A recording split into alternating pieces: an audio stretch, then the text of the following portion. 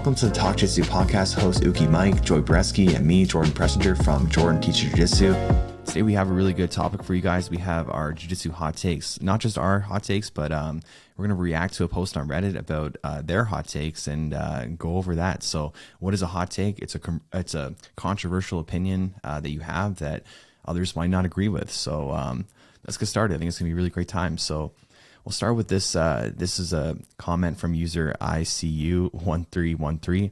His hot take is the belt is in the way. Modernize the gi because belts are fucking obnoxious and in the way. Yeah. So like, what is, I don't know what is like, take on that is like, should you wear like a onesie instead of a gi, like a onesie gi? That could be kind of cool, but it might limit your ability to grab lapels and stuff like that. But I think that's the only option if you're not going to have a gi to keep or you're not going to have a belt to keep your gi closed. I don't know. I think that's like I don't know. That doesn't make sense to me. What do you guys think? It doesn't make much sense to me neither. I like the belt. Holds everything together, and sometimes you can use it during a submission. I've seen Joey use it a couple times, wrap around a guy's neck.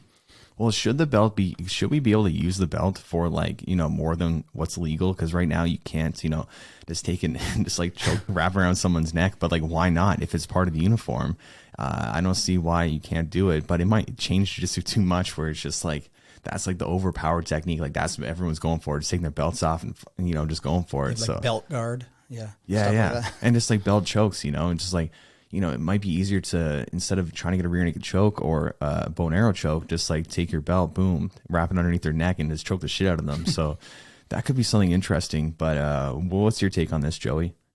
I really don't understand like what the other option would be if you don't have a belt. Like you wouldn't be able to go with the same style of gi with like the two lapels that fold over each other. So you'd have to, like you said, have like a onesie or something, which like I'm not super opposed to. I think that'd be comfortable depending what you make it out of. But like, yeah, I like having the belt. I like using it, being able to use it for a grip. I like it the way it is. I don't think there's really like a problem with the belt. I mean, sure, they come undone sometimes, but like that's just a part of it. It's not really a big deal.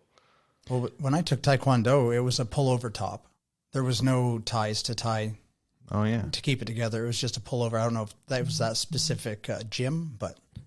Yeah, I'm going to say this hot take is more of like a lukewarm take. I don't agree with it. And I just think that it's not that controversial either. So let's see. His other hot take is bowing to a fucking picture of some old dude who looks angry and disappointed reminds me of North Korea. That shit is stupid. I'm not bowing to someone I don't know and I've never met. Yeah, I pretty much agree. And I kind of like, I think this goes along with my opinion about like lineage, which in my opinion, in 2022, lineage doesn't really matter. I think it mattered way more before the internet, before you could verify who's teaching who, and before like you could learn so much online. I think that it really mattered before. But like in terms of like my lineage, it's really confusing because I got my blue belt from one person, my purple belt from someone else, and then my brown and black from another person, and who they got their black belt from. They got it from the Machados, but then they don't consider themselves under the Machados. They consider themselves under Marcus Swartz, and he got his blue through brown through Marcus, but then his black through Machados. But then I don't know if he's officially under Marcus Swartz. So it's like super confusing. And like, I don't know if someone asked me, sometimes people ask me on YouTube, I'm like, I don't even know. So, because I don't think lineage matters. So I think it's in the same kind of realm of things. It's like, bowing to people that maybe taught your teacher's teacher, but even that's unlikely because a lot of times it's just like more about like who you're affiliated with, who you're paying fees to. So if there's like a gym that's like, I don't know, Gracie, whatever, did the person actually learn from them, or they just give them money every month to use their name? I can see the respect thing. If somebody wants to bow to a pitcher, that's up to them. But I mean, I wouldn't make it mandatory in a gym if it was my gym. No, I think it's silly to bow to a picture of like anything. Like, it's a picture, but to be fair, like that comes from judo. Like in judo, you bow to a picture of like the originator of judo. It's just a sign of respect thing to be like, this guy started the thing that I'm doing, so I'm going to bow to him. I don't really get it. I definitely agree with you that like lineage is stupid. Like we're in a day and age now where like there's technology, internet, like you can just prove to someone whether you're legitimate or not by rolling. Like I don't need to know the 8 steps back to the Gracies where you got your belt from. That really doesn't matter because I'm sure some people who got their belt directly from the Gracies suck, and I'm sure a bunch of people who got it from other people don't suck. So like I think the lineage is pointless. The only thing I'd say for like the original poster in his hot take, like if you think bowing to a picture of a guy is like North Korea, man, you need to go to North Korea. Yeah, that's a great point. Yeah, that's a bit of an over exaggeration from him and kind of like minimizing what like North Koreans go through. So yeah, I think that's yeah. I don't know. I guess that's more of a hot take because it is more controversial. But yeah, I'm not too like we don't have pictures of people to bow to at the gym. We bow into class and it's just mutual and it's a good time. So I think this one's really interesting from him. He says BJJ is becoming cultish as fuck. Chill out, y'all. I don't want to belong to some cult, and this is 100% wrong. And not the sense that jiu-jitsu is not a cult, in the sense that it's not becoming a cult. It's been a cult for a long time and it's actually getting better. So, it's like when I started and Joey started, it was so much more like a cult. Like it was like you leave your gym, it's like you're a Korean, you're a traitor, and they would just like hate you so bad. And there's so much bad blood there, where it's like now in 2022, there's so much more of understanding that like you can leave a gym and it be like not the end of the world. So there's still issues, but it's getting better. So yeah, I don't know. This guy's probably like a blue belt or something like that, who like hasn't had the decade of experience that guys like me and Joey have. So he hasn't seen it shift from really bad to not as bad, but still not great. So yeah, what do you think, Joey? Yeah, I like before you said that, my first response to this was going to be like, man, I don't know if you noticed, but it's always been a cult. Like, yeah, it is getting better, but yeah, it's like, especially certain gyms have a really culty atmosphere. Like, I've been to gyms where like it is not just optional, but like expected or required that you get the gym logo as a tattoo. And like, man, if you want to do it, that's super cool. Like, I really believe in team spirit. I know a lot of people have the limitless tattoos. I think that's awesome. But to like require students to do it is a little absurd. Yeah, and one thing about the limitless tattoo, because a lot of people at the gym do have it, but it's not like the limitless logo. So I want to clarify that for everyone. It's just the Enso symbol, which like has a lot of great meanings, which is basically talking about the flow state and to free your mind and let your body create. So it has a lot of great meaning to it, separate from the gym. So if it was like people getting the limitless logo, I'd be like, don't get it, don't do that, But I think the symbol itself is great. So I think it's really cool that a lot of people at the gym have it, and I know I have it. Mike, do you have it? I do have it. Yeah, I thought so. And yeah, Nikki has it, and a bunch of people. It's cool. I don't know if people realize when they watch the channel, like there's a lot of people with them, and I don't know if they like can see them or catch them, but yeah, a lot of people have them, and I agree. A lot of people and have Gracie Henzo Gracie tattoos in Ottawa. So many people have them like on their chest or anywhere, and they don't belong to the team anymore. So do not get gym logos on your body tattooed unless you're like, I don't know, either like a free spirit and it doesn't matter, or you're really committed to them, or if you're going to do something like that, yeah, just do like a symbol or something. Maybe, I don't know. Don't get the logo. I was a tattoo artist for 25 years, and one of your previous students came up to me and asked me to tattoo the Limitless logo on them, the entire Limitless logo, and I talked them out of it. I said, why don't you just get the Enso part? Because it means, so much more, right? And yes, she didn't end up getting it, but yeah, I talked her out of it. But a side question to his questions, would you be upset if somebody in class didn't want to bow? Like when everybody bows at the start of class or bows at the end of class or shakes hand, if somebody opted out of that, would you be pissed about that? Or would you be like, yeah, whatever? I think it would come down to if they had a good explanation for it. If it was like, I'm just not really into bowing. It's like, I'm not, I just feel weird about it. Be okay, that's fine. But if it's like, screw you, I'm whatever, then it's like, it might be, I don't know, it might be kind of weird. I think it'd be fine. It's no big deal. I don't really care what people do. So let's see. This one is number 4. BJJ is great, or his fourth hot take. BJJ is great for humbling someone, but it also introduces a lot of crazy people into the mix that also comes with some crazy beliefs. And I've just been hearing some weird extremist political shit at the gyms that make feel like they are training radical soldiers to fight anyone who opposes Dana White on a podcast or some weird shit like that. Seriously, chill out. The head injuries are showing. I think that any sport or anything you do, it's not going to be like all just normal people. You're going to have some extremists for any type of belief. So I don't think it's unique to jiu-jitsu, but I think, jiu-jitsu does have a lot of kind of weird takes. Jiu-jitsu people have some weird takes. And some people take it too serious too. And they just act like, training at a recreational pace and whatever. It makes them some like warrior, and like there's the warrior in the garden, even though they're like a one stripe white belt or something, or a 2-stripe blue belt or whatever. And they're just like, they take it too serious. Like, calm down. Like, you're just rolling around with other people and just having some fun. It's like not that serious. Joe? Yeah, it's like you're not a warrior because like even if you're a black belt, like you're not a warrior, man. Like you can do jiu-jitsu and grapple fine, but like you'll still die if you get stabbed. Like I don't understand that. Like, I'm a warrior now. Like, you're not in the army. You're not fighting wars. You just roll around on the ground with people, and you're good at it. That's cool. But like, let's tone it back with that. But yeah, like the political stuff, I think a lot of that's just because like a lot of jiu-jitsu gyms are populated with people who came because they were fans of MMA, and MMA attracts a lot of people with, how do I say this, very extreme views. You can imagine a sport where people get like basically just beaten in a cage attracts some people with some odd things that they're into. And a lot of it comes from that. Yeah, for sure. Like, just the reality of the way the sport is, it's, it's a combat sport. It's just not going to attract a lot of like liberal type of people. And so it ends up attracting a lot of right-wing people, which is fine. But it attracts sometimes very extreme right, which sometimes can be problematic. So that's I guess that can be a big conversation too, that can be quite controversial and some hot takes. So we'll go to number 5. He says, I don't want to roll 100% all the time. And some people also don't want to do that. I get a lot of you work in a cubicle with AC and sitting down, but some of us work in restaurants, depots, places that require physical movement aside from lifting your fat ass from the chair to the bathroom to take your 3rd coffee shit of the day. We can't go to work looking like we got into a fight with John Cena. Believe it or not, BJJ is a full body workout that tires people out sometimes. It's okay to take it easy and think about the movements and techniques. If you want to go 100%, let us know beforehand. Some of us make a living out of standing up and talking to people. So yeah, 100%. Sometimes people go too hard, but sometimes people go too light too. It's just like dependent on the person. I like rolling hard.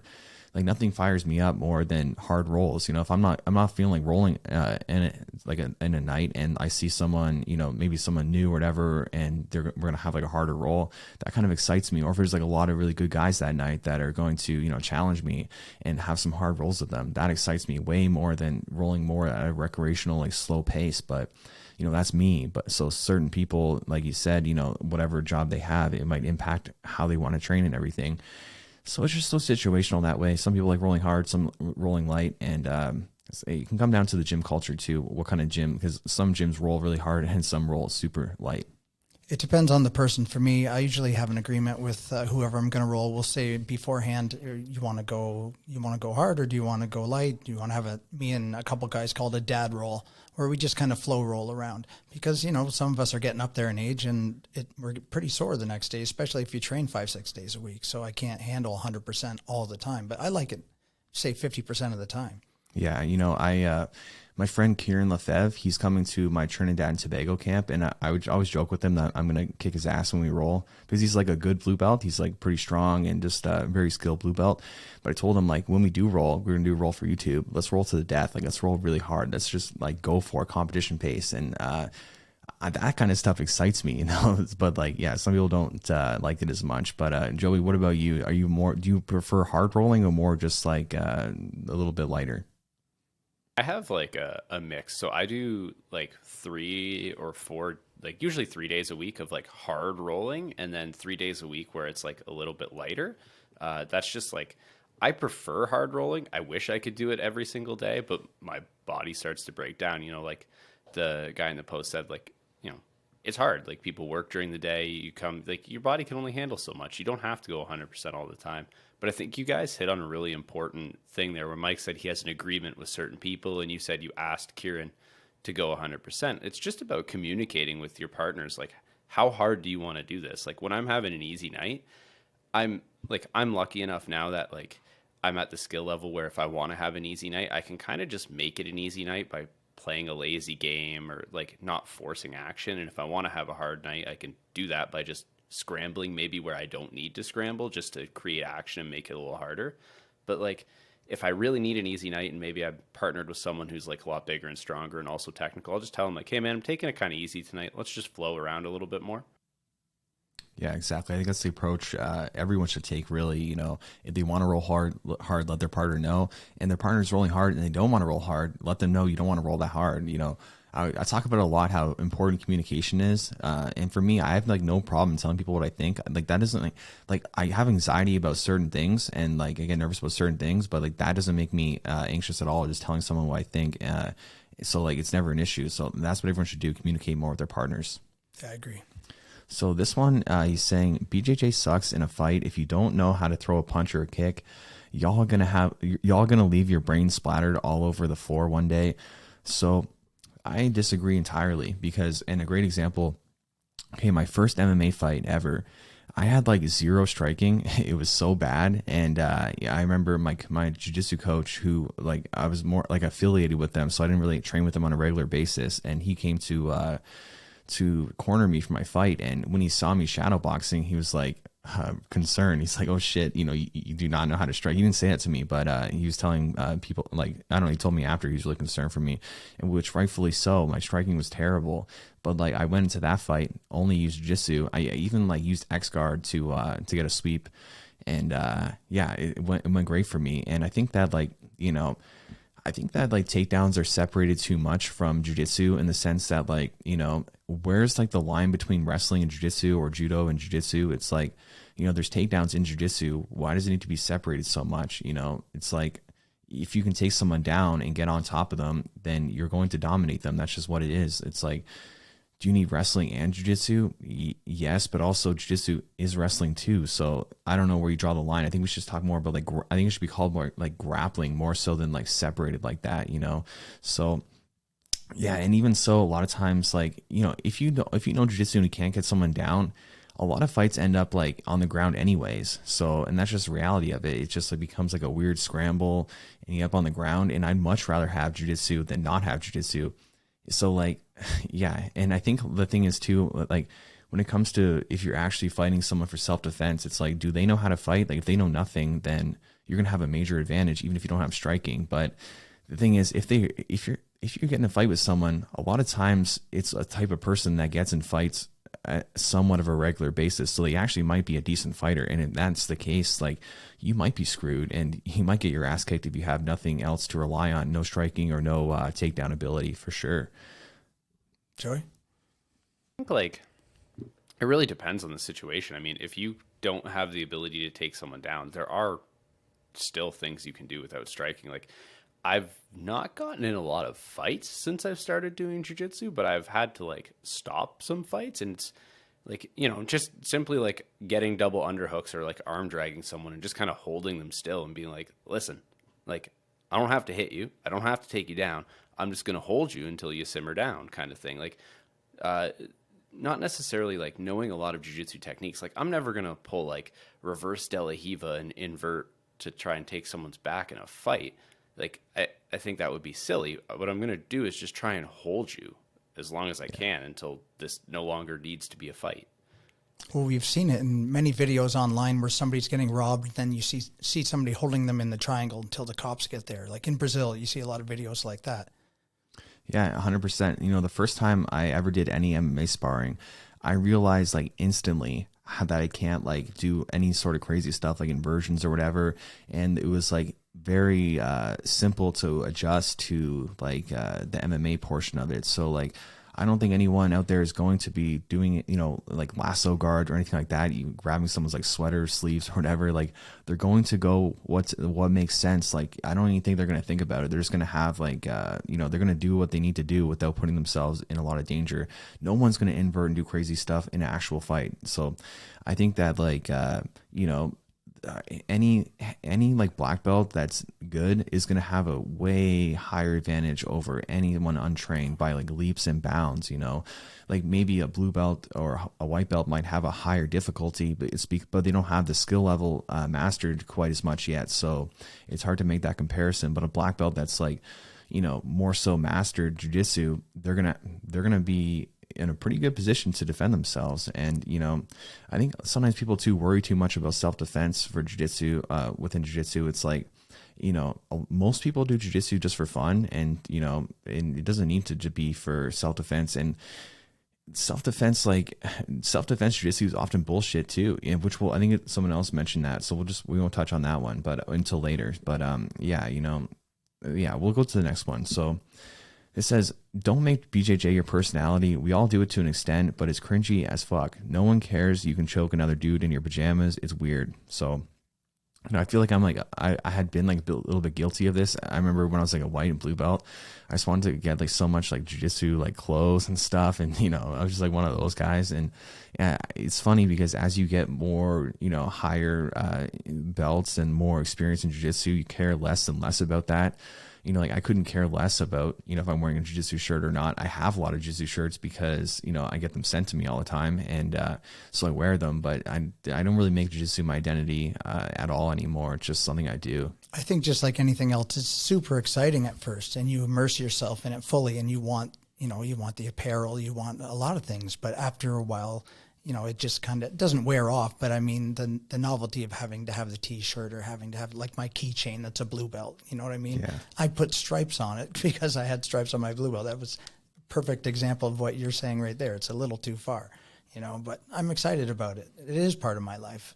Yeah, and like, why do people like criticize that too? Because like I feel like people just want to take people's joy away. It's like anything someone does, they just consider like cringy. It's like you wear like like a belt, and it's like a jiu-jitsu belt. It's like, well, that's cringe, But it's like, why not just be happy that the dude has like a passion in his life? Because not having a passion is like a really crappy thing, So like, I think we should support people that are really excited about jiu-jitsu. I think it's kind of a ridiculous take, honestly. Like, sure, you should have some other personality outside of jiu-jitsu, but that's more just to make you a balanced person. Like, if it's a hobby that you do, especially if you're someone who trains like 5 to 6 days a week and you love it, like you should, like that is a part of your personality. That's what you are. Like the first thing people say when you ask them a question, like, tell me about yourself, it's usually like what they do. Like, I'm, whatever they do for a living, like that, because that's what you spend most of your day doing. It becomes a part of your personality. Like, I'd rather have someone who does jiu-jitsu and like actively participates in it, and that's a big part of their personality. And then you compare that with like, how many fat people do you see who sit on the couch wearing like the Buffalo Bills jerseys, who's never played a day of football in their lives, but like they've got like logos all over their house. All Sunday is just football. And it's like, bro, that's your personality. You don't even play the sport. You watch it. Yeah, exactly. I think a lot of people do that. And like realistically, like probably like being a black belt is probably the most interesting thing about me in my life. Like realistically, I don't know if I can think of anything else. Like it's pretty interesting that me and Nikki have been together since I was 12 years old. Like that's interesting. So, but that's not my personality or anything. But like, I mean, like, how much can you really have that's that interesting about you? If like, I don't know, like Joey, what's the most interesting thing about you other than being a black belt? It probably is being a black belt, I would think. Yeah, like that's definitely, I mean, it's just like a factor of time. I mean, it takes so much time to become a black belt that you don't really have as much free time to put into other stuff to make yourself like as interesting. Like it's hard to be like a jiu-jitsu black belt and then have like all of these other things about your personality because you just don't have enough time in the day. Yeah, exactly. So we'll take a couple more. This says from this guy, guys do strength training. Guys do strength training. Your joints will thank you. Yeah, 100%. If you're doing jiu-jitsu, strength training will definitely help you and help your joints and everything stay safe. I don't think it's a requirement to strength train. I don't think everyone needs to do it because there's some very naturally strong people out there, or people that have styles that don't really require strength as much. And yeah, I don't think that's a really hot take. That's just like good advice. So this one, that's not really a hot take either. We'll scroll up a little bit more and we'll see what we got. We already kind of touched on that one. Okay, this person says, if you have a BJJ match, unless the rules allow you to be punched in the face, don't call it a fight. So you can start with that one, Joey. What do you think about calling a jiu-jitsu match a fight? I think it's fine in a way. Like, it is still a combat sport. I think match is probably more accurate, but like, I don't get hung up on people calling it a fight. Like, where do we draw the line if that's the case? Like, what do we call a fight and what's not a fight? Obviously, is MMA a fight? There's rules. Like, I can't kick you in the nuts. Is it still a fight? Boxing, is it still a fight? Because I can't kick you, I can't wrestle you. Muay Thai, same thing. Like, I can't wrestle. Is that still a fight? Like, is it just throwing punches that makes it a fight? Well, in that case, like, point sparring karate, is that a fight? Because I throw punches, but I technically not supposed to hit you. So, like, I don't know. I think it's just a weird thing to get hung up on. Well, especially when you can break someone's arm, put them to sleep, tear apart their joints, break their back, and all these things are on the line. And to say that there doesn't have a fight aspect to it is a little ridiculous to me. And I think a lot of times it's like MMA fighters that kind of like just kind of get a little salty about jiu-jitsu people calling it a fight. But, you know, I fought MMA before, so has Joey. And I can tell you that it's no big deal to me. You know, like, I've had jiu-jitsu matches feel more like a fight than some of my fights that I've had. So, you know, like you said, is MMA even a fight? I mean, like, a true fight, you can do anything. So, like, when there's limits on it, it's like, how do you separate, or where do you draw the line for the limits? Boxing is a great example. Like you said, you know, you can only punch in the face, but, you know, you can't choke someone out. You can't you can't rip their shit. You know, you can't like break their knees or anything. So, like, you can do that in jiu-jitsu. So, yeah, I think that it's no big deal. It's just people being all butthurt. I agree 100%. Plus, super match sounds really weird. Super fight sounds way better. Yeah, people get mad about super fight too, because they're like, you know, if it's just like whoever, it's not a super fight because it's not super or whatever. But it's just like, we got to call it something. You know, what's a better word for it? Like, a match you have in front of people at an event, that's like a long sentence. You know, I think super fight is fine. So yeah, I think that's I've always been like, you know, not really understanding why people care so much about that. So this was from Herb's BJJ. He says the level at black belt varies almost as much as white belt to brown belt. And that is so true. Like, yeah, I don't want to sound like I'm talking shit, but like, there's some black belts out there that are like, not very good. And, yeah, that's just basically it. There's some black belts that are not very good at all. So there's so much variation because there's some black belts that are extremely good. So there's such a wide variety. And like, an average black belt is like decent, like, obviously, but like, you know, yeah, it's too bad there's so much variation. I saw someone on Facebook saying like how so many black belts should get their black belts taken away because they're not that good. I think who said it too? It was like Islam Makhachev. Makhachev? Yeah, Makhachev. He was kind of saying something like that, like Dustin Poirier doesn't deserve his black belt. And like, yeah, I don't know how good. I haven't really taken a deep dive into his into how skilled he is at jiu-jitsu, but just in general, a lot of MMA fighters aren't that great at jiu-jitsu, and then they just get their belts anyways. Like Alex Pereira, he got his brown belt, but to me, when I watched him, I didn't really see brown belt level. But you know, they just kind of get it over time, and then, you know, it's just the way it is.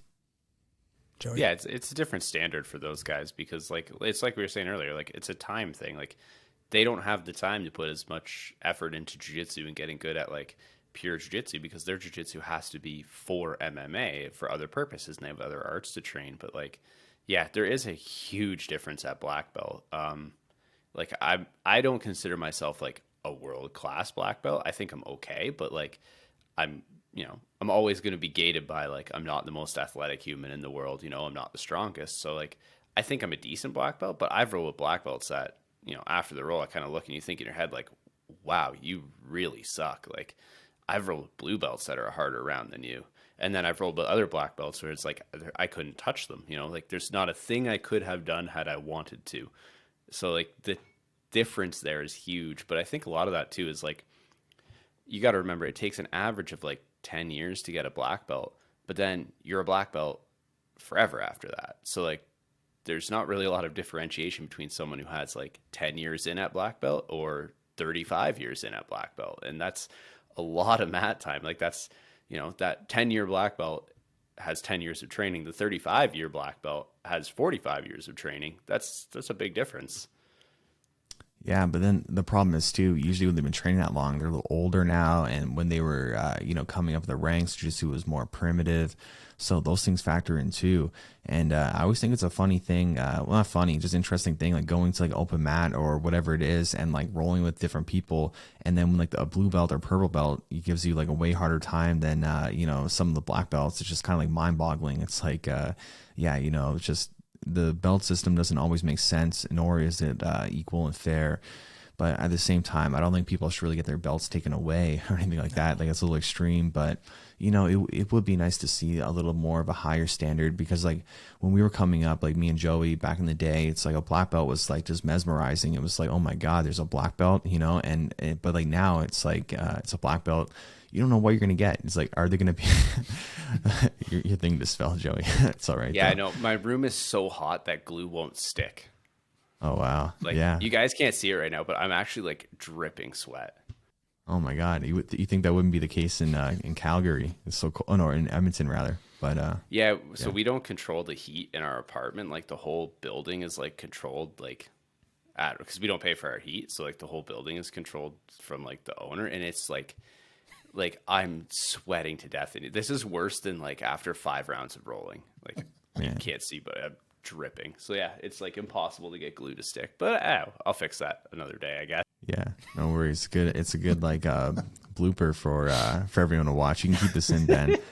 So, you think your landlord would want to like save money and not make it so freaking hot in there? It's like it costs money.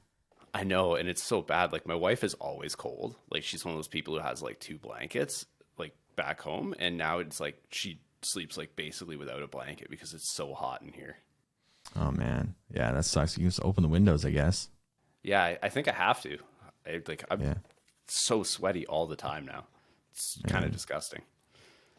Here's a question kind of off of his question. Do you think that the stripes on a black belt should be like I know it means first, second, third degree, but it's time in. Do you think it should be skill level instead of time in?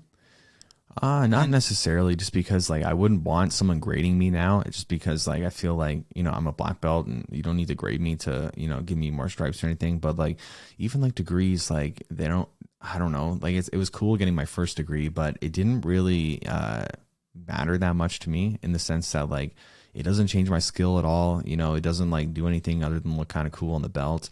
So like I don't think that like degrees are like a huge deal, and I don't think stripes are too either, especially past like purple and up. It's like stripe doesn't really matter. As a white belt, stripes matter. I think like that's a good way to gauge white belts beginners and also keep them motivated. Blue, it starts to matter a bit less, but definitely a purple belt and up, I didn't really care about stripes. I just, other than the sense I was like, okay, now I got 4 stripes, I'm really excited to the belt is next. So that's So this guy says training BJJ for sport and fun is infinitely better than training for self-defense. So, I would say that's 100% true. If anyone's ever been to like a self-defense jiu-jitsu school, it's just like a little ridiculous, and it's just like seems like a more primitive version of like sport jiu-jitsu. So, if you can't use the stuff in live rolling, you can't really have like muscle memory and that kind of stuff to actually use it during a fight. So I'd rather have like, the muscle memory and confidence that it's going to work in a live situation. So the best form of self-defense is always going to be MMA, doing knowing absolutely everything you can and not relying on jiu-jitsu. What do you guys think about that? I've been there. I've taken BJJ self-defense courses before back in the 90s, and it was a lot of woo-woo, slap the guy in the neck and he'll drop 5 seconds later, garbage, just like ninjutsu. People would come in and teach us how to basically do the 5 touch of death, so they walk away. It was such garbage back then. I'm glad it's cleaned up now, but I've watched a lot of really shitty self-defense for BJJ videos still today online. I can't believe they still exist. Well, I think it's just so silly, just the fact that people think that jiu-jitsu isn't good for self-defense. It's like you learn how to take someone's back, choke them out. There's no difference between like the sport jiu-jitsu version of that and like the self-defense version of that. It's like the way the body works is the way the body works. You can only like, it's not magic.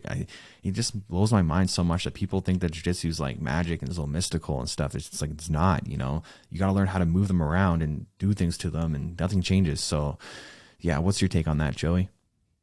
It's silly. I mean, I think the best BJJ for self-defense is just do sport jujitsu and maybe every now and then stop and think like, hey, if this was a real fight, could this guy punch me to death from here, or would I be able to hold him still and control him? Like, it's not rocket science, you know what I mean? Like, you're like, I'm a lot like you. Like, I started with jujitsu, I did MMA, and basically the only difference was like, oh, I'm on my back. Maybe I should put a little more effort to like controlling the person's hands and arms so I don't get bludgeoned. But like, that just comes from doing regular jujitsu and then kind of like tailoring it for your needs. Yeah, that's what stood out to me the most when I started training MMA, was that you do not ever want to be on your back. It doesn't matter how good your guard is. You do not want to be on your back. You want to always be on top. And if you are on the bottom, you need to control their grips like extreme priority, because if you don't control their arms, their grips, they're going to punch you. And getting punched is like an eye-opening experience. Like, this does not feel good. I don't want this to happen again. So yeah, I think, it's funny because a lot of people would talk shit about, jiu-jitsu for self-defense. It's like, do they even go to like MMA practice, or have they done MMA fights? Because that's the only way to really replicate a fight other than going around your town and just like causing trouble, right? So like, you need to do the next best thing. And I think, anyone that kind of says that stuff, they should put their money where their mouth is and, go to MMA practice, go spar with some, amateurs or professionals and see. So what about asking your training partner to do a round of CJJ? Yeah, lightly. Well, like combat jiu-jitsu is a funny thing because like I remember I asked Harry once to do it just for fun, and it's such an awkward thing slapping each other. It's like, you think that it would be more like combat feeling, but it actually feels less. It feels like you're doing this like weird thing. And it's like, I was doing it for a bit. Like, I don't want to slap you anymore. Like, this is weird. So I'm not a huge fan of combat jiu-jitsu. What's better is just putting on MMA gloves and not going too hard with the strikes. You can punch someone pretty lightly and still get the point across that they can be punched. So it's like I found the opening more so than like, I'm going to punch you really hard. That's just a really important thing in MMA sparring, because you have such small gloves on. You need to go like super light. And anytime like someone punches me hard in MMA, I'll tell them like, that's too hard. And then, that fixes that problem right there. Again, people don't always want to communicate. So this one's from, Can I Roll? He says, or she said, I don't know what they are. This says the Gracies are a chapter, not the whole book. Also, grappling is grappling. So yeah, I'd agree. Sometimes people mistakenly think that, oh, the gym has like a Gracie name on it, so it's going to be like way more legit than this other gym. But it does not matter whatsoever. It's like, all that matters is, like the instructor themselves, how good they are. And it's not dependent on, the Gracie name, because again, it's like, so people affiliate more often than not than actually get their belts from them. And, the Gracies were definitely a pivotal part of, developing and spreading jiu-jitsu within the world. But I think at this point in 2022, it's more guys like, Gordon Ryan and like all these like competitors. Well, mostly Gordon Ryan, really. He's really in Danaher, they're really bringing jiu-jitsu more mainstream, in which, a lot of that's like making it more entertaining by the shit talk and just like destroying everyone. That's a really interesting thing. Just having a guy that can just kill everyone. That's like way more interesting than, just winning some, losing some. So, yeah, what's your take on that, Joey? I think you really nailed it. That like, it really does depend on the school. Like, a gym that says Gracie on the door is no better inherently than any other gym. It's just who's teaching the class. Like, what individual guy is in there teaching this stuff. I definitely agree with the other part of their point when they said grappling is grappling. Like, it's all the same thing. Like, I hate to break this. I know jiu-jitsu people get mad at me every time I say this, but it's true. It's all the same stuff. Judo, sambo, wrestling, no-gi, gi. It's all the same stuff. The only difference is the rule sets for the individual arts and their competitions tailor what techniques become optimal under those rule sets, and that's what people train in gyms. If you just removed all of the rule sets from everything and said, we're going to have one grappling rule set, I can guarantee you that within 5 years, judo gyms, sambo gyms, jiu-jitsu gyms, they're all going to be teaching the same stuff. It's all the same thing. It's grappling. It's just what brand of grappling. And that is 100% true. And do you think that jiu-jitsu should even be called jiu-jitsu anymore, or should it just be called like grappling or like submission? What is it like? Submission wrestling. Yeah, submission grappling or whatever. Yeah, because to me it's like, because it is so hard to differentiate like, is like, I don't know, is a single leg, is that wrestling, or can it be jiu-jitsu too? Because if I'm like doing jiu-jitsu and I use a single leg, why is it suddenly wrestling? What if I do a single leg in the gi? Is that wrestling? Wrestlers don't wear gis. So like, I'd much rather just be like, we're grappling, it would be like kind of better to be like limitless grappling more so than limitless Brazilian jiu-jitsu. Like I like, a lot about Brazilian jiu-jitsu, but it doesn't really make sense to me anymore to really pigeonhole it into its own thing. It's like we're all just grappling. So yeah, I think it's a really interesting thing. I agree with that 100%. So this person says belt promotions are stupid. When someone is ready to be promoted, promote them. And I agree with this a lot, but then I also understand, because I go through this, where it's if you have a big gym, it's like harder to, do these things like on a regular basis. And it can be easier for the gym owner to have like a promotion ceremony. But, I don't want to do that either. Like, I don't want to do that. I'd rather just do it as you go. But for example, it's like, if I'm like grading my kids and my youth and my adults, like constantly, like every day, it's just like a lot to like manage and take care of. Where if it's like more of a promotion ceremony, it's just easier to organize. So for easeability, I understand why gyms do it. But for like, when someone's ready, they're ready. I think that we can all agree on that. Unless you guys think differently. I'm sure you guys, we talked about it before. Yeah. So, let's see. This person says sport jiu-jitsu athletes are going to maul most untrained guys in a street fight. Yeah, they are going to 100%. Let's see. The only thing I would say on that is if you go to the ground, situational awareness is paramount, because I have missing teeth to prove that I wasn't watching my surroundings and I got soccer kicked in the face after I took a guy down. So you just got to watch and make sure there isn't two buddies waiting to kick your head off. What provoked the fight? I was a bouncer at a club, and I took the guy outside, and we started scuffling, and I took him down, and I said, "Are you done? You done?" He said, "Yep, I'm done." And I went to get up, and I turned, and I got soccer kicked in the side of the face. Oh man! Now I have to fake these. That probably hurt. Yeah, it sucked. Yeah. Did you go unconscious from it? No. Well, no. Luckily, the other bouncers came out quick enough to get everything together, and they threw the guys out. But I was pretty fucked up from it. Yeah. Did the guy get charged? No. This was back in the day. Nobody got charged with anything. It's in the 90s. Man, brutal. Yeah, the 80s and 90s just seemed like a crazy time, because I was only a kid in the 90s. Yeah. So like, it's pretty dark. Yeah, it was wild. Yeah, for sure. I kind of liked it. So this person says coaches need to sleep with students. If it was banned, the number of schools would drop by 99%. There is not a lot of money in owning a gym, so the reward is that sweet white belt poon. Yeah. So, like a lot of gym owners are, when they're single, especially, but not always when they're single. Sometimes when they have wives, they can be pretty skeevy, But it's not just gym owners. It's often, like other students. I know it happens if they get like a new girl in class, like every guy in there is like texting her, like calm down, guys, But first let's just address this one part though. So he says there's not a lot of money in owning a gym. That's not true. Like there's actually a lot of money in owning a gym. So what a lot of consultants consider like a black belt gym, like one that's doing really well, is one that does $30,000 a month. So that's a lot of money. The gross is $30,000. So that's like the goal for most gyms, is to get to that amount of money. And, it's like not rocket science to get there. You think like most gyms are charging between like $100 to like $150 per month. You only need, 150 students. I'm not great at math. Maybe like 150 to 200 students to get like a high amount of money. Then there's always other things that gyms can do. Like they sell their own gis and you have to wear them. Or they can do birthday parties and upcharges and sell merch and whatever. So I would say most gyms do make a lot of money. And if they're not making decent money, then they should hire a business consultant to learn how to make more money.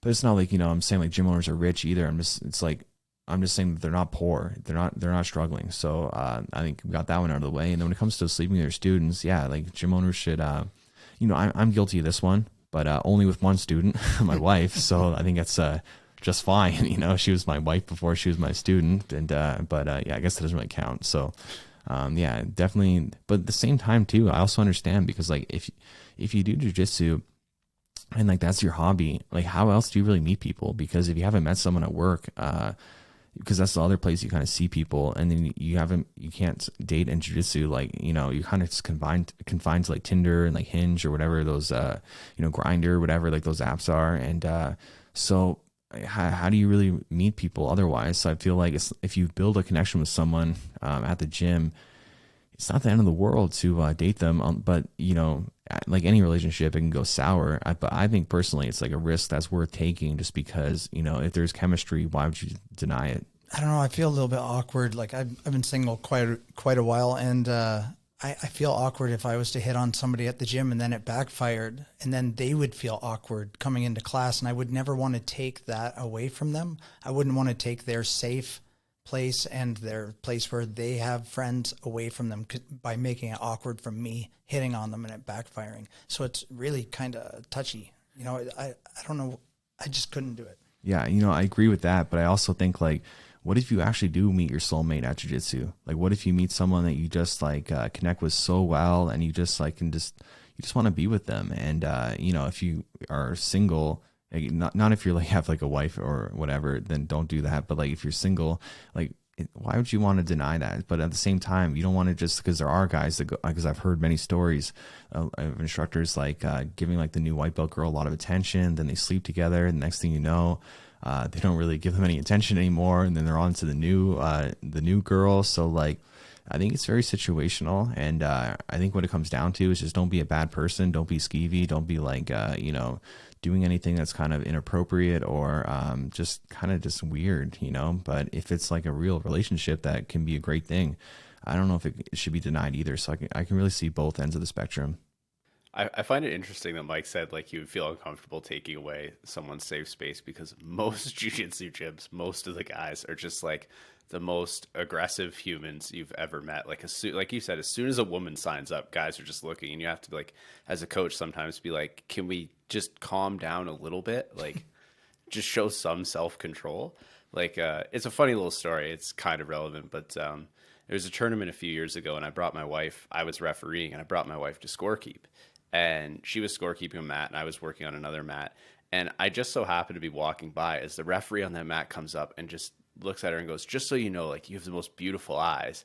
And I just kind of looked at him and was like, this is interesting. And he just kept saying things like this the whole day. And at the end of the day, I had to be like, that's my wife, right? And he's like, oh my God, I'm so sorry. And I was like, you jiu-jitsu guys don't check at all. You just go right in there. No, like, yeah, they need some situational awareness. Yeah. How but I give often him credit, see, man. Exactly. I see so often, like, we get like a new girl, and like all the guys are just like helping her out so much, they're like giving her extra attention for technique. It's like they're not doing that for the guys. So it's like, I think I know your objective there. So it doesn't happen that much. It's just, but when it does happen, I kind of just laugh at it. So yeah, that's, yeah, but there are some real problems too. Like, yeah, it can go south real quick. And, like, for example, I think, who was it? It was it a football player or something like that, who their wife started dating their jiu-jitsu instructor, like Valenti brother, one of the Valenti brothers. Oh, I haven't heard that one. No? Yeah, I don't know exactly. Tom Brady's wife, they divorced, and she started dating the jiu-jitsu instructor like a week after their divorce. So something suspicious maybe going on there. For sure. So yeah, we don't want to wreck any homes through jiu-jitsu, so everyone should calm down a little bit. So this one is from Harry Tough 4489. He says, no music on trainings. What? Why would you not want to have music on when you're training? There's nothing I'd rather do less than roll without music. It is so awkward. I do not want to hear anyone breathe or fart or like anything. I need to not hear that. But at the same time, I used to have the music really loud at the gym, and I've like kind of like toned it down a little bit, because it's the truth is, like, you have a high risk of injury, I guess, if you can't hear your partner training, tapping or whatever. So you can't have it too loud, but you definitely need some sort of background music. Otherwise, it's super awkward. Plus, it makes it more fun. It just makes it a more fun environment when you have a good tune on. You get into that music, and then I don't know. I can just roll better when there's good music on. Yeah, and someone said in the comments that, and I'm sure it's true because I believe this too. They said, where can I find it? But basically, they said that scientifically proven to boost performance having music on, and that's got to be true, because I know that if it's like a good song or like just good vibes, I'm just rolling way better and just having a great time. It puts you in like the flow state a lot easier. It depends on, what kind of music you have on too, because, there's like, I remember when I was at the Chewy camp in Costa Rica, they had like country music playing, which I like some country, but that music wasn't too great to roll to. It's a little distracting, but, or some play like, just like death metal, which is fine. I like metal. It'd be hard to roll to Cannibal Corpse. You know what I mean? Yeah. Like, it has to have a kind of a bouncy beat to it for me anyways. That's why I like when you put on just like generic, well, not generic, but just like a top 40 rap or whatever, right? Exactly. I try to change it up so much that, I'll put like 90s rap, or I'll put like, just like whatever's popular now, or sometimes I'll put on my music, like what I like to listen to, which is like mostly like post-hardcore, and like emo and stuff like that. And then people are just like scratching their heads like, why are you doing this? But I gotta listen to my stuff too once in a while. So. I remember a slow song came on, and me and another guy, we locked eyes at that moment, and we both looked at each other and we were like, this is super awkward. And you changed the song shortly after, but it was a good laugh. We always joke about it now. Whenever we see each other and we roll, we say we're going to have a nice slow dance, and yeah, it's all in good fun. Well, it's the risk you take when you put on a playlist that you didn't make. And so you're like, most of these songs look pretty good, but and then you get the odd one thrown in there, which is like a slow song. You're like, what the hell, So, yeah. But, okay, this person says gi is slowly dying. I agree with that to a certain extent. I think that no gi is becoming a lot more popular, but I'm not necessarily sure gi is dying, just because, I think one factor that not everyone really thinks about is that the amount of kids that train gi primarily that are going to continue to train gi when they're adults. And the same thing with like older people. I don't want to say older people. I don't know, like master's division people, a lot of them prefer gi. So I think you have like the young people and you have the older people training gi, and it's more of like the early 20s or early 30s, or no 20s in general, early 30s, that kind of gravitating towards no gi. But there's a huge market for gi, because I wouldn't want to teach my gym primarily no gi for kids, because they behave way better in the gi. So, and I don't think that's ever going to change for gyms. I think the kids just feel way more I don't know, when they wear the gi, they feel way more like official, and like they just feel cool. So I don't think that's ever going to change. What are your guys' thoughts on that? Joe? So I actually really disagree with that take that gi is dying. So obviously, like, we read through this thread a couple days in advance to kind of prepare for this. This one in particular, I decided to do some research on. So I picked 20 cities around the world and Googled BJJ or grappling in those gyms, and just took a look at like the top 5 gyms that came up and their schedules. So if gi was dying and no gi was on the rise, you would expect most gyms would have at least an equal amount of no gi classes to gi classes, right? Like that, I think that would make sense. Yeah. Other than the United States, I didn't find a single gym that came up that was primarily no gi compared to gi. Yeah, and exactly. I wonder if part of that is because in the United States, with the prevalence of like American wrestling, maybe no-gi is a little more accepted and an easier transition for these people coming out of like a high school wrestling system or a college wrestling system. It just seems more natural. But other than the United States, it seems like gi is still like without a doubt the most popular, like especially in South America, Brazil, in Asia, even in most of Europe, gi was like dominant. It was actually some of the cities, it was really hard to find gyms that had even 2 no-gi classes a week. Yeah, exactly. I remember when we first started, like most gyms only have like 1 no-gi class a week, if that. But now there's more, but it's still not. It's still the minority. It's still gi is still. If you go to like tournaments here in Ontario, the gi divisions are way bigger than the no-gi across all ages. So yeah, I disagree with that take too. And I don't think there's anything wrong with having two different forms of grappling that are both can coexist. You don't need to say one's better than the other. It's like they both have their advantages and disadvantages. One of the things I hate the most about gi is just like it just messes up my fingers. So like like they're in like poor shape now, and yeah, they get kind of worse every year. So that's one reason why I kind of gravitate towards no gi. But it also depends on like your like your athleticism and stuff like that. I think it's like you have a way higher advantage with your athleticism in no gi rather than the gi. So. But, not everyone is super athletic. So, the gi is going to be advantageous to them. So, yeah, I don't think they're going to switch over to no gi when they do better in the gi. Do you think there should be a gi division in ADCC. That might be actually kind of cool. I don't know, but you don't think so, Joey? I would watch it. I think the reason why this person is even saying this is because at the highest level, all you see is no gi. Like who's number one? They don't do a lot of gi matches, and ADCC, it's all no gi. So, and that's the cream of the crop, ADCC, right? So yeah, it's because it's more spectator friendly too. No gi is, but it's still not super spectator friendly. It's more just for like the hardcores. Like the hardcores aren't really going to watch gi so much, even though they're hardcore. They're going to watch no gi more so, and just majority of people aren't hardcore.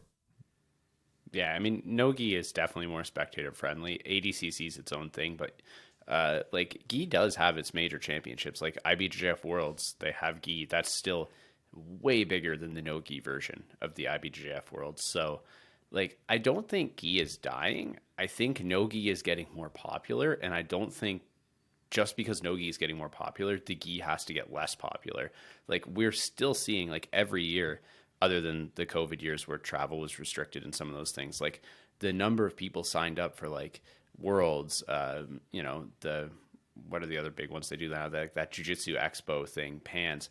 The numbers for gi are getting bigger year over year. And if gi was dying, that wouldn't be happening. Now, the numbers are still getting bigger for no gi too, but it just shows Jiu-Jitsu as a whole, gi and no gi, it's all just getting bigger and better. Like, I don't know why there has to be one or the other. It's both. Both are getting better, and that's what makes the sport better.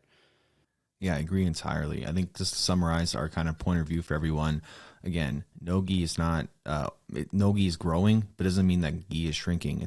It's growing. So yeah, and I think that's great. This is a really interesting one, which I kind of feel bad about even. So they say like big people like over 250 pounds should not be allowed to learn jiu-jitsu. They have no reason to. They are a liability to everyone in terms of injury. They can't learn the moves right. Even advanced belts can't play most guards and just resort to bull pass. They're already at an advantage. I feel like the only special circumstances warrant teaching big guys, and that's if they plan on competing or being an MMA fighter, but as a hobbyist, go find another sport. Sorry. I think that's partly a troll. I don't know, man. Who could think that anybody above a certain weight class shouldn't do a sport? That's ridiculous. Yeah, that's some bullshit right there, you know, and like, he's got 106 upvotes. Like, what the heck? You know, that's really dumb. Yeah, I don't like that. What if the dude's 250 and not in the greatest shape, and his goal is to get down to 150? Yeah. Should he go jog until he's, you know, at your specific weight requirement and then join jiu-jitsu? That's bullshit. Yeah, you know, I think if anyone's over 250 pounds listening, kind of feeling bad about it right now, I would just like completely just ignore what that person said, because that's just someone being dumb, and people have like dumb opinions all the time, and people tell me their dumb opinions on YouTube sometimes, and it's just like I've gotten past that. So like I think, yeah, if you're bigger, you should just not even worry about it. It's like, screw that, that's stupid. Because, you know, I think maybe what's more so is that bigger people should have it explained to them a little bit better, that they should use their technique as much as possible and start on the bottom as much as possible, you know, because I think a lot of big guys, they go to the top position just because they have the most success there. Well, yeah, I think they should go to the bottom and kind of mitigate their physical advantages. As a small guy, I'm going to take a really aggressive opinion here. If you think big guys shouldn't do jiu-jitsu because of their size, either you're a clown, you need to stop rolling with big guys if you keep getting hurt. Communicate that, like, hey man, maybe don't go so hard, you're big. Or maybe you should stop rolling so hard with the big guys. And if you think big guys can't do the techniques that little guys can do, either you're not paying attention, or maybe like your instructor's just really shitty at teaching big guys how to do jiu-jitsu, because I've seen 250-pound guys invert and play X-guard. Like, it is possible. It's very easy to teach these people how to do the techniques. And if you don't think so, you're wrong. Like, I don't even think it's worth having a debate. That's incorrect. Yeah, I think honestly, a lot of times they don't hurt people because a lot of times they go pretty slow. So like, it can often be like easier almost. And, you know, for me, like, I'm not like huge, but I'm 195 pounds, so like on the bigger side. But like, I can still roll with someone that's much bigger and have no problem. So like, the bigger guys can roll with each other, and then they don't have to roll the smaller guys. It's like saying like, you know, the small, weak people, they shouldn't be training anymore because they're a liability to, you know, because their training partners don't want to hurt them. So yeah, Joey, you're too small. You can't train anymore, you know, because we got to cater to the big guys. So it's the exact same thing, right? It's like you can't say the big guys can't roll because you don't want to roll with them. It's like it's a crazy thing there. No, and like if you're going to roll with big guys as a small person, you are assuming a risk. Like you have to understand it's not their fault. You're the one agreeing to this risk. Like you accepted it. You said, yes, I'm going to roll. You started rolling. If you get hurt, as long as they're not doing something malicious to hurt you, it's not their fault. Like you agreed to this. You put yourself in that situation. Like you have no one to blame but yourself. So either don't roll with big guys, or alternatively, what I would recommend is learn how to roll with bigger people safely. Exactly, because it can be done. And like the more technical you become, the more you can negate their physical advantages. So it's like the same kind of thing. It's like if you're not good enough to deal with a big guy, maybe you don't even train at all, you know, like according to their kind of logic, right? So yeah, that one's super dumb and very like toxic and not cool. So we'll take like just a couple more. This person says belts are irrelevant. I agree to a certain extent. I think that they have their place in jiu-jitsu, and you know, definitely.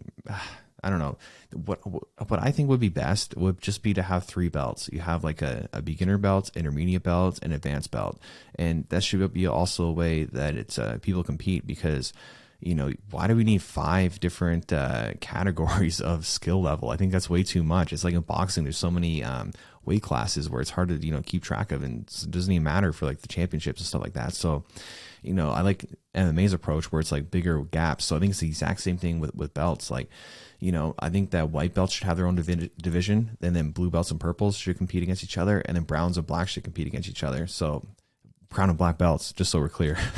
Yeah, I got to be careful with that one. So yeah, brown and black belts. So yeah, what do you guys think? I completely agree with you. I think the belt system has some merit. I think like in general, there goes another one. Oh God.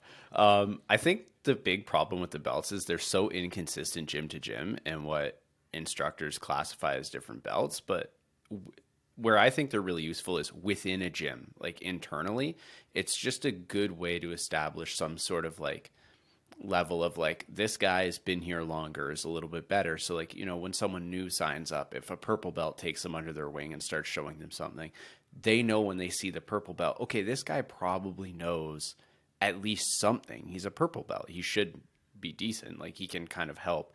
Whereas like, you know, if another white belt started trying to show them things like maybe learning from the white belts isn't the best idea. Like maybe you should look for the blue belts or the purples or the browns. But what you said, like, I honestly think 3 belt system, beginner, intermediate, advanced, would make it a lot more clear, because I think the line between beginner and intermediate is a lot easier to differentiate than the line between like white belt, blue belt, purple belt. Like I find it just a little bit vague.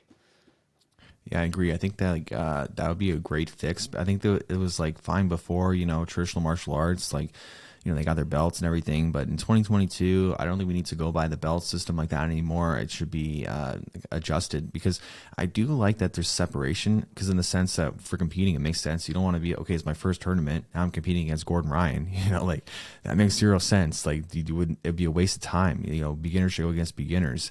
But then it's also like, you know, if I'm rolling someone at a gym I never rolled with, or maybe if we get visitors come to our gym, I want some sort of indication what their skill level is. So it's not just like, you know, yeah, I train jiu-jitsu. It's like, I don't know who you are, you know, but if they say they're a blue belt, okay, maybe they might be a good blue belt, they might not be a good blue belt, but they're at least going to know something, and they're going to be at least somewhat decent. So like, you know, it's just good for me to know ahead of time. So a lot of times I will ask people when it's no-gi what belt they are, and yeah, just like it also helps me determine like what I'm going to do on them, how hard I'm going to go, and just more perspective going into the round. So I think it definitely has its place, but just, yeah, it's just too much. Like 5 is way too much, and I think it should be changed. I have a contrarian point. I like the belt system. I like the stripes. I enjoy each stripe I get in between each belt I get. I look forward to it. I just enjoy it. I like the separation, how it is. I wouldn't want to roll somebody that's at a tournament that's way more advanced than me. So I like the belt of white against white, blue against blue, purple against purple. And I just like that. Yeah, and yeah, there's nothing wrong with that either. You know, I felt a similar way when I was coming up. You know, I was like, you know, excited to get my next belt, and you know, it was like a fun process to go through. But I think when you get your black belt, you just become a little more like cynical about the kind of stuff, or you gain like a different like perspective on it, where it's like, okay, maybe it didn't really matter as much as I thought it did, but also how much does it really matter what I think now? Because at the time I enjoyed it so much. So like, why, you know, yeah, why be like down? Why have that perspective now? So I don't know. It's just like, I think just black belts are just kind of cynical. I think that's what it is. And yeah, we'll take like two more. So this person says poop in your gi. I'm not sure what they mean by that. I don't know. Have you guys ever done that? No, but I have wore a diaper to class, an adult diaper to class once because I had like minor food poisoning, but I didn't want to miss class. And I shit myself that day at home, and I didn't want to do that during a roll. So I brought a diaper, an extra one, and wore an adult diaper during rolling. I didn't, just so people know, I didn't end up shitting myself during class. I did show somebody. I thought it was Joey, but I wasn't sure. But yeah, so yeah, don't poop in your gi. Yeah, you don't want to think it's a fart and then it ends up being a shit. Yeah, so I guess how do we go on from that? It's just, yeah, you know, I think we'll just call it as, I think that was a good, you know, a good hot take to end with. So thank you guys for sticking around until the end of the podcast. If you're still here, please let us know. You know, leave us a comment on YouTube, leave a fist bump, and let us know if you agree with our hot takes, and let us know what your hot takes are too. And yeah, it'd be really interesting to hear everyone's opinion. So with that said, we'll see everyone next time. And yeah, that's it.